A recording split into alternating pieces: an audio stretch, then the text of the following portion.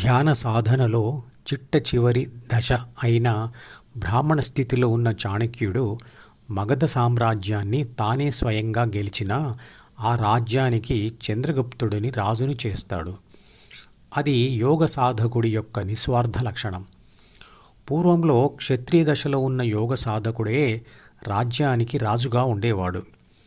రాముడు, కృష్ణుడు కూడా యోగ సాధకులే. అందుకే కృష్ణుడు అర్జునుడికి భగవద్గీత ద్వారా యోగ విద్యను అందించాడు. కాబట్టి క్షత్రియ దశలో ఉన్న యోగ సాధకుడు సమాజానికి లేదా రాష్ట్రానికి లేదా దేశానికి నాయకుడైతే రామరాజ్యం వస్తుంది అనడంలో సందేహం లేదు. ప్రస్తుతం ఉత్తరప్రదేశ్ రాష్ట్రంలో ఉన్న యోగి ఆదిత్యనాథ్ ప్రభుత్వం అందుకు ఉదాహరణ.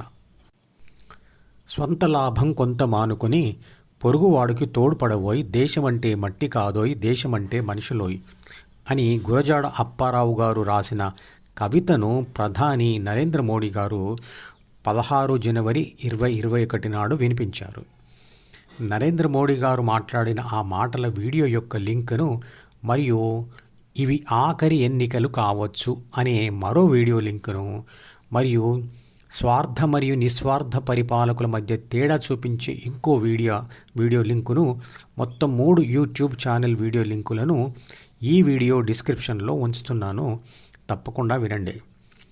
మోడీ గారు చెప్పినట్లు మనం కూడా సొంత లాభం కొంత మానుకొని సామాజిక స్పృహ కలిగి బాధ్యతతో ధార్మిక స్వేచ్ఛ కోసం ప్రయత్నించే రాజకీయ పార్టీని ఎన్నుకోవాలి. అప్పుడే మనం నిర్విఘ్నంగా నిర్భయంగా పండుగలు మరియు ధ్యానం లాంటి ధార్మిక కార్యక్రమాలు చేయవచ్చు. నిస్వార్థ యోగ సాధకులు నాయకులుగా ఉన్న రాజకీయ పార్టీ ఏదో మనందరికీ తెలుసు.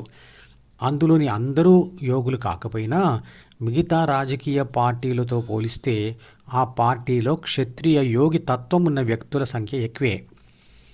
నిజానికి సంపూర్ణ యోగి అయినవాడు అంటే స్థితప్రజ్ఞ పొందినవాడు నిర్లిప్త బుద్ధి కలిగి ఉంటాడు. అంటే బాహ్య సమాచారాన్ని దేనిని స్వీకరించడు, విశ్లేషణ చేయడు, నిర్ణయాలు తీసుకోడు. ఎందుకంటే అతను మనసును బుద్ధిని వదిలేసి ఉంటాడు. కాబట్టి అలాంటి యోగి నాయకుడు కాలేడు. సమస్తాన్ని న్యాసం చేసి సన్యాసిగా ఉండిపోతాడు. రమణ మహర్షి ఒక ఉదాహరణ. కానీ బ్రాహ్మణ దశకు ముందు ఏర్పడే స్థితియే క్షత్రియ దశ.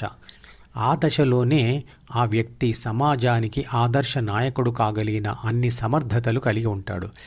మహాభారతంలోని అర్జునుడిది అలాంటి స్థితియే. కానీ కృష్ణుడి స్థితి ఒక యోగి మనస్థితియే కాబట్టి యుద్ధంలో అతను నేరుగా పాల్గొనలేదు. కాబట్టి ధ్యానం చేస్తూ క్షత్రియ దశకు చేరుకుని ఉన్నవారు సామాజిక నాయకత్వం వహించి ధార్మికతను రక్షించి పోషించాలి. ప్రస్తుతం రాజకీయాలలో అలాంటి వారు కొందరు కనపడుతున్నారు. ఇంకా యోగి దశను చేరుకుని వాడు యోగిలాగా నటించకూడదు. యోగ సాధకుడు దశల వారీగా ధ్యానం చేస్తూ వాటికి తగినటువంటి సామాజిక కట్టుబాట్లను కూడా అనుసరిస్తూ యోగి అయిన తర్వాత సహజంగానే యోగి లక్షణాలు వచ్చేస్తాయి. యోగిలాగా నటించడం వల్ల అతను నిజమైన యోగి ఎప్పటికీ కాలేడు.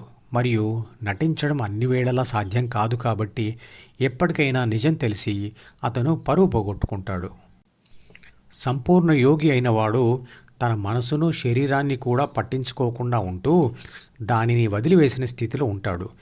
అతడి దృక్పథంలో పండితుడు పామరుడు ఒకటే.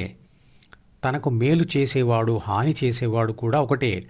సాధు జంతువు ఆవు అయినా తనకు హాని చేసే క్రూరమృగమైనా ఒకటే. కానీ ఆశ్రమంలో వివిధ ధ్యాన దశలలో ఉన్న శిష్యులు తాము కూడా యోగిలాగా ప్రవర్తించాలి అనుకుంటే క్రూర మృగాలు దాడి చేసినప్పుడు ఎదురు తిరిగి వాటిని సంహరించకపోతే గురువుతో సహా వారు కూడా వాటికి బలైపోతారు. శారీర మాధ్యమం కలుధర్మ సాధనం అన్నారు. అంటే శరీరం ద్వారానే అంటే శరీరం ఉంటేనే సనాతన ధర్మం సాధించబడుతుంది. మరి ఫలితం వచ్చే వరకు శరీరాన్ని కాపాడుకోవాల్సిన అవసరం ఉంటుంది కదా. కానీ ఆ అవసరం సమస్తాన్ని న్యాసం చేసి సన్యాసి అయిన యోగికి ఉండదు. అతను మరణానికి సిద్ధంగా ఉంటాడు. కానీ ఇతర ధ్యాన దశలలో ఉన్నవారికి అది అవసరం. ఆలయాలను ధ్వంసం చేయడానికి మరియు గురువుతో సహా శిష్యులందరినీ సంహరించడానికి వస్తున్న శత్రువులతో ఆనాటి గురుకులం వారు పోరాడేవారు. ధ్యానం చేసేవారే కాదు, ధ్యానం చేయని గ్రామస్తులు కూడా పోరాడేవారు. క్షత్రియ ధ్యాన దశలోని వారు అంటే రాజులు రాజ్యాన్ని, సనాతన ధర్మాన్ని మరియు ధర్మ సాధన చేసేవారిని రక్షించడం కోసం యుద్ధాలు చేసేవారు. అడవిలో తపస్సు చేసుకునే ఋషుల తపోభంగం చేయడానికి వచ్చిన రాక్షసులను రాముడు సంహరించాడు కదా. పరశురాముడు, ద్రోణుడు లాంటి ఋషులు కూడా యుద్ధంలో పాల్గొన్నారు.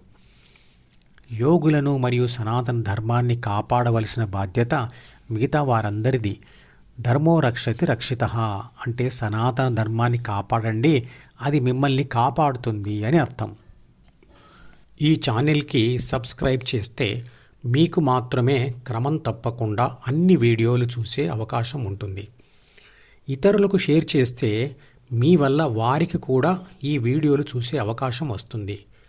లైక్ చేస్తే యూట్యూబ్ మేనేజ్మెంట్ మరికొందరికి ఈ వీడియోలను చూసే అవకాశం ఇస్తుంది. మీరు సబ్స్క్రైబ్, షేర్ మరియు లైక్ కూడా చేస్తే ఎక్కువ మందికి ధ్యానం గురించి తెలిసి సనాతన ధర్మాన్ని వ్యాపింపచేసి దానిని కాపాడే ప్రయత్నం చేస్తారు. ధర్మో రక్షతి రక్షితః.